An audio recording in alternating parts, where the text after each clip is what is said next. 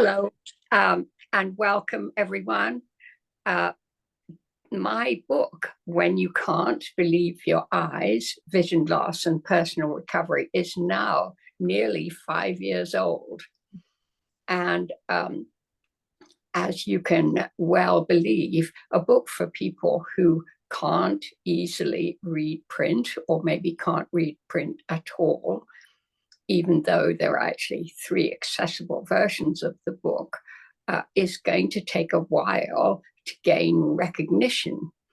And so I was absolutely thrilled to find out towards the end of last year that the Lighthouse for the Blind in San Francisco, which is a long established and well-respected institution, was using my book as a text with its vision groups under the direction of Sabrina Bolus, who is their adult programs specialist. So I'm delighted to welcome Sabrina. Hello, Sabrina. Hello. So it's great to have you here. Thank you so much for agreeing to be here. And my first question for you, which is one that everyone with vision impairment always wants to ask, is, do you yourself have any vision loss? Yes, well, first of all, Hannah, thank you so much for having me here with you today. This is such a privilege and an honor for me because we do use your book. So you started out as a celebrity for us, and now you become a friend because we work with you with each chapter. So thank you so much for having me. What a gift this is for me. Yeah, well, thank you. Yes. So tell us a little bit about what's happened to your vision. Yeah, well, it all started with a visit to a low vision clinic. I was, experiencing trouble seeing whiteboards, and parts of people started disappearing. Their faces started disappearing, and I couldn't understand it. I thought maybe there was something physically wrong. But eventually, after a few years, I ended up at a low vision clinic, and I drove there. And I'll never forget, there was a room full of people, and one person, the doctor, said to me, well, you can no longer drive. You really shouldn't be driving. And this whole group of people were staring at me in silence. And all I kept thinking as they kept talking, all I kept thinking was, I drove here. How am I going to get home? Yes, exactly. Oh, wow. How am I going to get home? So what I really appreciated with your book was the shock and the awe. And right there, I was just shocked. And I learned later that I had Stargardt's. And that's a genetic disease. So do you want to tell people briefly what Stargardt's is in case they don't know? Well, I'm still myself trying to understand it as I grow with it. But in a short nutshell, at first they thought I had macular degeneration. So it's very closely related to macular degeneration. And a lot of the doctors thought that's what I had. And it is a genetic disease. So this is something that has been happening since I was a child and didn't know it. And I could look back now and think of different times of when I was driving where the road just turned completely black. And and I didn't understand. I know now that was Stargardt's.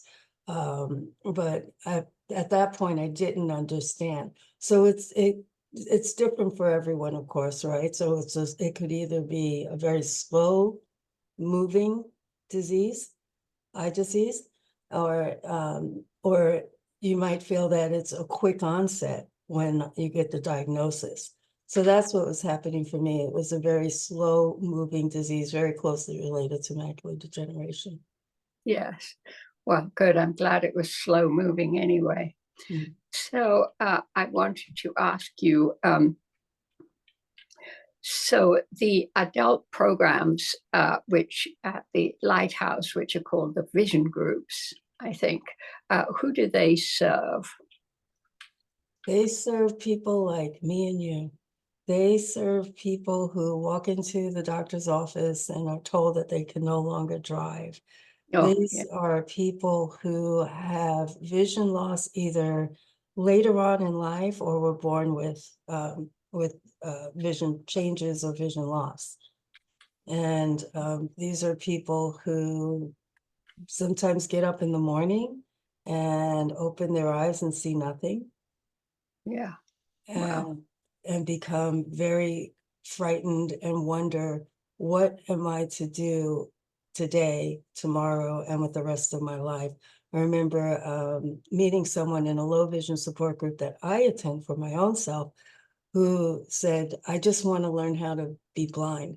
I want to learn how to live my life and continue to be able to edit books or sing at concerts or be, the engineer that I am.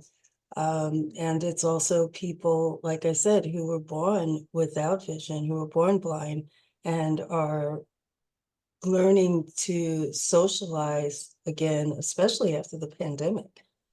Yes, Shut absolutely. folks down. So that was a second whammy that we got hit with.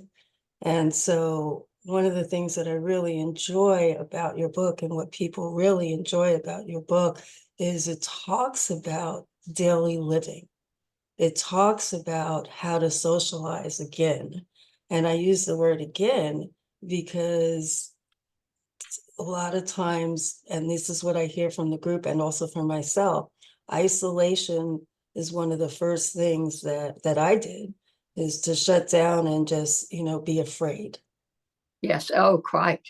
And to Mhm. feel that when you go out, people are going to be patronized, or you're just not going to be able to cope, or you're Mm. going to fall, or trip on a curb and fall under a car, or people are going to patronize you even though you're going through so much.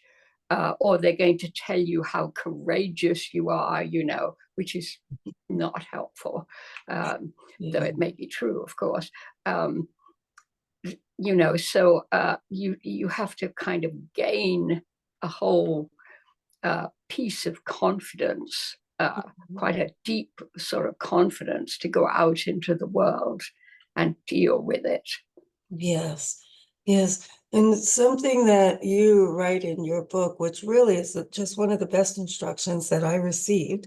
And I can tell that students get excited about it because it's an action plan, which is to prioritize, you know, Yes, and and that became very helpful. You can have 5 things that I want to do in a day, but because of my vision changes, can't just get out, jump in the car and do 5 things. I have yes, to I have to prioritize what I'm going to do and I have to plan. And it's such a beautiful outline of that you give us in the book that really helped me start to socialize again in different ways and have people over. Because I no longer have to worry about where the glass is on the table. You give wonderful tips about putting out trays, leaving it in an area, and I'm able to just ask my guests to put the glasses in the tray on the counter. And then I know where things are. So yes, this quite. has been very helpful for me, and I hear students also talk about how that has helped them. Oh, good. I'm so glad. Yes, of course. This is what I taught for years and years, was practical down home management skills for managing your life after you lost vision. So this was, and I had the benefit of, hundreds of students, of their point of view, their ideas, their input. Oh no, Hannah, what about this idea? So it's really a composite of many, many people, who the teachers at the Carroll Center and so on, who all put in ideas, which is why it took 15 years to write. Yeah. So I wanted to ask you, just a practical point, are the groups in person or online or hybrid? Well, right now they are the vision group that we use your book in. This one is online. We started it during the pandemic. That's when I started at the Lighthouse about 2 years ago. And we are now going through the book a second time with new people, as well as some people who want to take some of the different chapters over again. And that's Yeah. the beauty of using your book in this way, because each chapter, as you know, is it's a skill within itself. So yesterday we did chapter, is it 4, I believe, and that is grief, fear, denial, And anger. and Yes. anger. Yes, yes, yes. And the way we do it is so beautiful because students take a chapter and then take a piece of the chapter and present on that part of the chapter and they present it from their own perspective. So Yes. if they, As what was useful and not useful to them. That's great. yeah, Uh, um, that's wonderful. And just to talk about the grief and the anger, people do sometimes think that grief is sadness only. Well, of course, anger, resentment, fury, um, all kinds of powerful emotions. Why did this happen to me? You know, all kinds of stuff comes in at all as a part of grief. yes, Um, and it's sometimes hard to accept that yourself. You know, you feel, oh, why am I having all these uh, ugly emotions? But really, it's part of what you have to go through yeah, in order to adjust. yes, yes, yes. I agree. You know, one thing that I really appreciated was your we're very solutions based at the Lighthouse. And what I appreciate, your book reminds me of yes and. Yes, Yeah, this is happening. Yes, I am grieving. And there needs to be a space for grieving. I appreciate how you wrote you wanted to give your eye a funeral. You know, yeah, that was so touching. And it's something that really resonated with me as well as the students. yes, exactly. It is very important to, yeah. I really like the fact that other people find that useful, and yeah, it's wonderful. The other thing that I wanted to mention that comes early in the book is how your identity gets kind of clobbered Yeah, when you lose sight, and how you have to find it again, sort of the same but bigger or different or something. You have to regain it, mhm. because it is very shocking how your identity is so involved with seeing. Yes, that's very true. And I know for myself, I had to step back and look at my life. I mean, I'm still working, and a lot of my identity is wrapped up in work. Yes, Yeah, right. it's like how I present myself to the world and how the world perceives me. And what do we spend about 80% of our time at work at a full-time job? And so having to do things differently and learn different skills to adapt to my changing vision, I is a challenge. And what I was mentioning earlier is like your book is a solution-based book. So it's like, yes, here's this challenge and here are some adaptations you can use.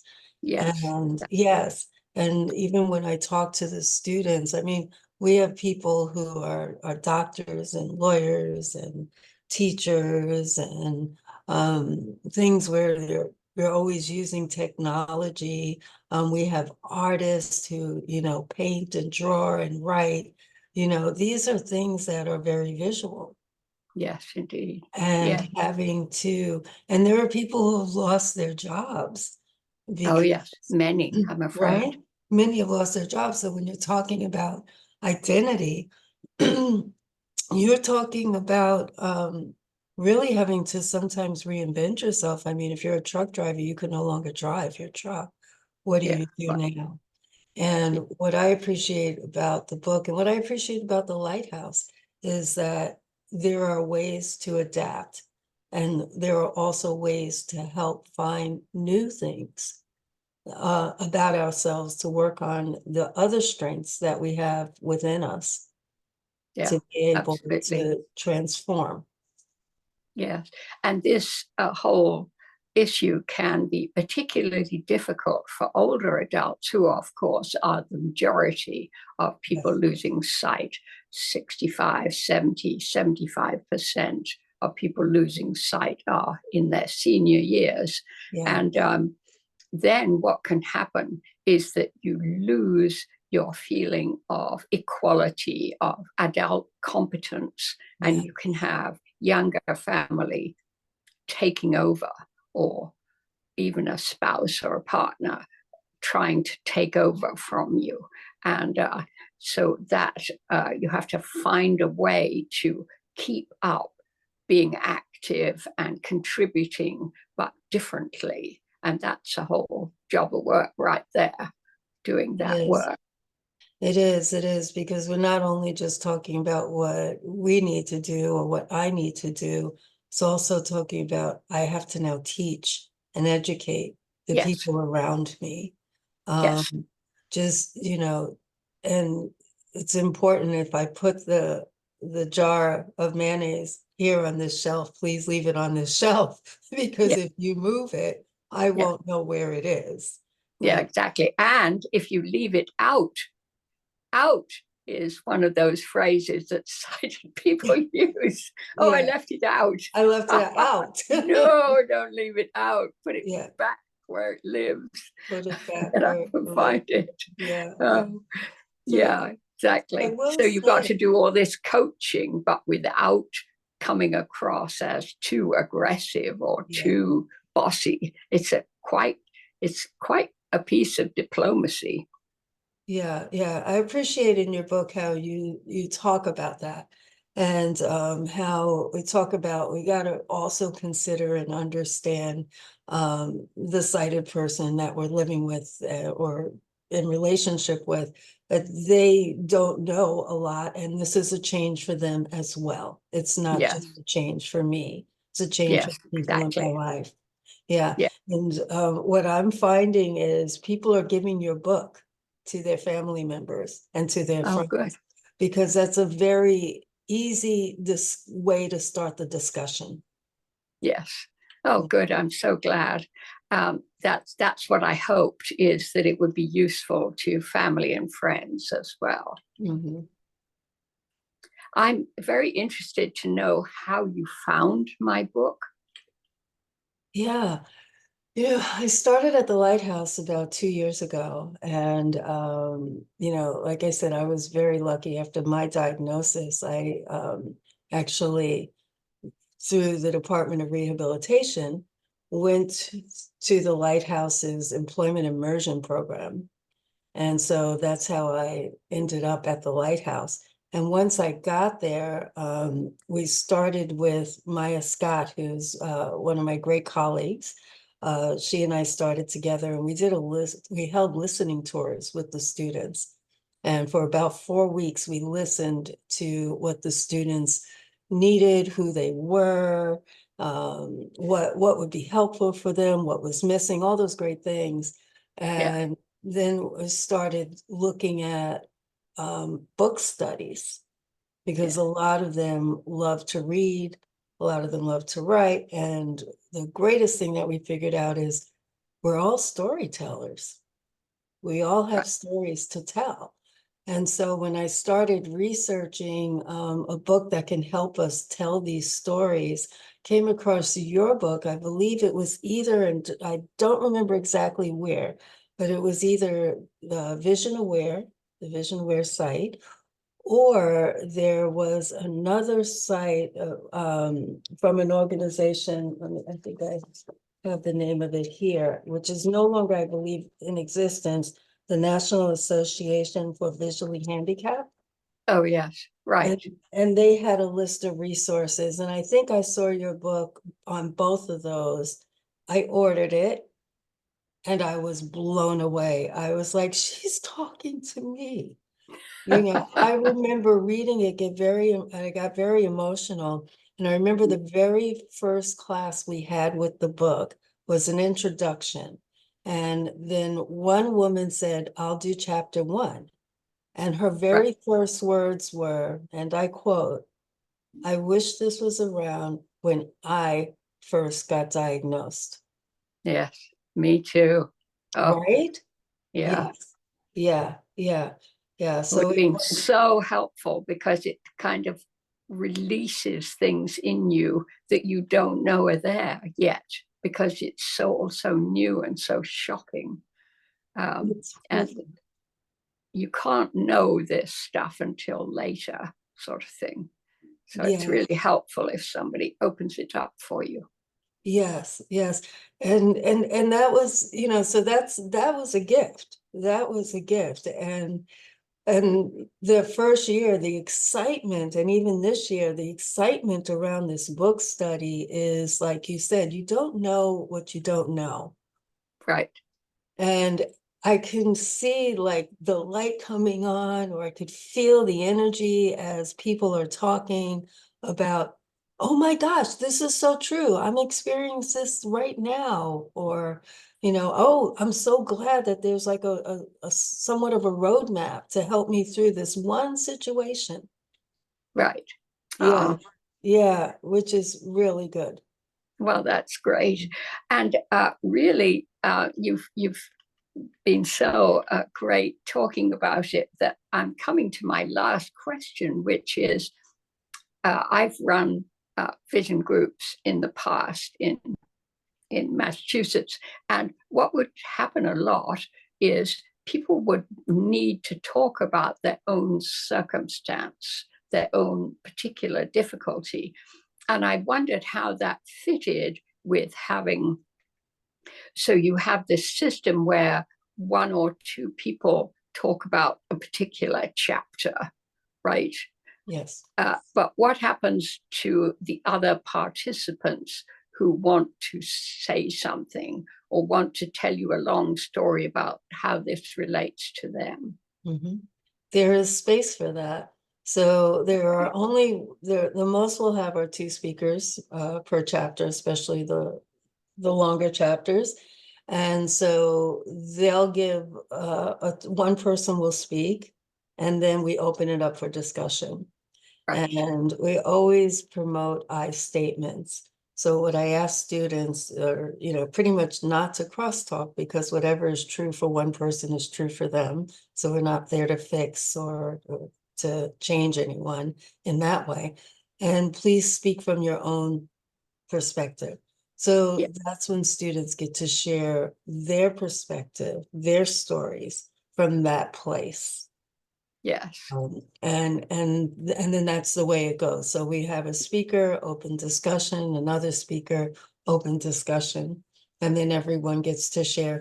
And it really helps to hear a presenter share their truth first, because it almost like gives me permission, or makes me feel safe, that it's like, okay, this person was just very vulnerable. I want to share as well. yes, of course. Yeah. And oh, that is so true. And it's wonderful to be in a place where everyone in the room shares Mhm. to in different ways your experience. And so you're in this safe place to get emotional and to let down your guard, because Mhm. out in the world you're having to present yourself and to coach the other person as to how to assist you or whatever. And it's work, you know. Yeah. Um, and then you come to your group and you're safe. You can listen, you can open up, you can talk Yeah. about things if you feel like it, or not talk about it. Yeah, or um, not talk about it, right? Yeah. And I yeah, appreciate you saying that you know, people need a space to share and to talk. And even in the chapter we just went over last night, you had mentioned in the book that talking is part of the healing. It's Yeah, part of, moving through it. And so that has been a great, great gift of this group, is just listening to other people's stories too, because that's part of my healing, yeah, hearing other people talk about their stories. And I love it because they're talking about everything. They're talking about the good, the bad, the ugly, and the yes and. Yes, this is yeah, happening, and this is also happening. And your book, I want to say, has given me personally a lot of confidence, a lot of confidence. And it's helped me recognize when I'm doing something that this is growth. For example, I'm starting my O&M cane training now. oh wow, great, Yeah, fun. yes, at the Lighthouse, and I have Yeah. a wonderful O&M specialist. And your book said to me, and I'll never forget it, that working with an O&M specialist not only teaches me how to use the cane, but it gives me confidence with the cane. It teaches me to Yes, trust my cane. And then when I'm with the O&M, and I read this before I started my training, and I remember telling my O&M specialist, Hannah said that I would be more confident working with you in my cane. And this is true. And I was so excited. I'm so excited to see the things in your book come true. It's like a kid in a candy store. So, well, I'm so so glad. I yeah, should say that O&M is shorthand for orientation and mobility, thank which you. is the kind of instructor that you ask for when you think, gosh, I really need to start using a cane, or I really need to have more skills when I'm out on the street, or even in my own home. You can Yeah, ask for someone to come and do the safety check in your own home. yes. And outside your house, of course, having a railing on your back steps, for example, that kind of thing can be really important. So an O&M instructor is what you ask for. Yes, yes, yes. And to even do what is it, trip planning, Oh yeah. to go with your prioritized plan and phone. Yeah. So yeah. Oh, I'm so glad. Oh, I'm thrilled. Yeah. Well, thank you so much, Sabrina. Thank you. Um, I am really delighted that this is what I dreamed of for the book, that it would become a text for, or parts of it would, for people who were losing their sight. They would find it and they could have it in a class where they would share it with other people and hear other people. So that's exactly what you're doing.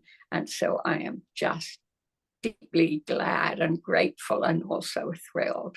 So thank you so much for this interview. You are very welcome, and thank you, Hannah. Thank you for the gift of when you can't believe your eyes.